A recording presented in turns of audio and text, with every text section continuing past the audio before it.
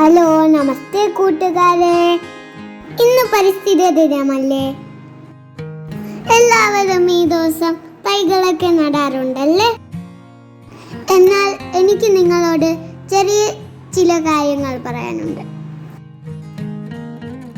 June 5 മാത്രമല്ല, നമ്മൾ എന്നും പ്രകൃതിയെ സംരക്ഷിക്കണം. എങ്ങനെയാണെന്നല്ലേ? നമ്മൾ മണ്ണിലേക്ക് പ്ലാസ്റ്റിക് ഒന്നും വലിച്ചെറിയരുത്. വെള്ളത്തിലേക്ക് മാലിന്യങ്ങളൊന്നും ഒഴിക്കരുത്. വായുവിനെ പുകച്ച് നശിപ്പിക്കരുത്. നമ്മളുടെ വാസത്തിന് ഉപദ്രവകരമല്ലാത്ത ജീവജാലങ്ങളെ നമ്മൾ ഒരിക്കലും ഉപദ്രവിക്കരുത്. ഒത്തിരി തൈകളൊന്നും വച്ചു പിടിപ്പിക്കാൻ പറ്റിയില്ലെങ്കിലും ഉള്ള മരങ്ങളെ പരമാവധി മുറിക്കാതെ സംരക്ഷിക്കുക.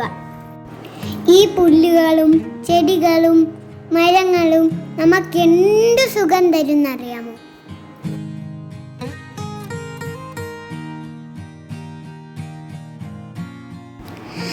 നമ്മുടെയൊക്കെ പറമ്പിൽ നമ്മൾ നടാതെ തന്നെ കുറേ ഉപയോഗമുള്ള ചെടികളും മരങ്ങളും ഉണ്ട്.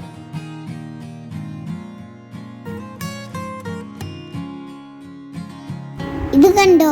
ഇത് ഞാൻ നട്ട ഒരു കൊച്ചു മരമാണ്. ഇത് പെട്ടെന്ന് വളർന്ന് വലുതായാൽ നിറച്ച് കിളികൾ വന്ന് ഇതിലിരിക്കും. ഇനി എന്തിനാണ് നമ്മൾ ഇങ്ങനെയൊക്കെ പ്രകൃതിയെ സംരക്ഷിക്കുന്നത്? നമ്മൾ ആരോഗ്യത്തോടെ ഇരിക്കാൻ കാരണം ഈ പ്രകൃതിയാണ്. പ്രകൃതി അനുവദിക്കുന്നത് കൊണ്ടാണ് നമ്മൾ എല്ലാവരും സുഖമായി ജീവിക്കുന്നത്. അതുകൊണ്ടാണ് നമ്മൾ ഭൂമിയെ അമ്മയായിട്ട് കാണുന്നത്. നമ്മൾ മാത്രമല്ല ആ അമ്മയുടെ മക്കൾ. പലതരത്തിലുള്ള ജീവജാലങ്ങളുണ്ട്.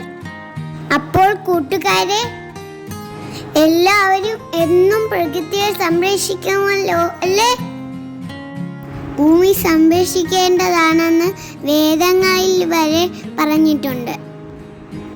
അതിങ്ങനെയാണ്: യസ്യാം സമുദ്ര ഉദ സിന്ധുരാവോ യസ്യാമന്നം കൃഷ്ടയ സംബഭൂ യസ്യാമിദം ജിന്മതി പ്രാണതേജസ് സാനോ ഭൂമി പൂർവപ്രയേ ദധാതു